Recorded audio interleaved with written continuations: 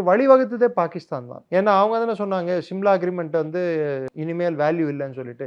என்னைக்கு Shimla agreement value இல்லாம போயிடுச்சோ, அப்ப சிம்லா அக்ரிமெண்ட்டின் படிதான் காஷ்மீர் என்ற ஒரு விஷயம் வந்து இரு நாடுகளின் பிரச்சனையாக இருந்தது. சிம்லா அக்ரிமெண்டே இல்லாதப்போ அது இந்தியாவின் அங்கம். அதை நீ அத்துமீறி பிடித்திருக்க. அதில் உன்னோட கட்டுப்பாட்டை முறியடிப்பது எங்களின் வேலை. அதுதான் இன்னைக்கு ராணுவம் பண்ணிட்டு இருக்கு.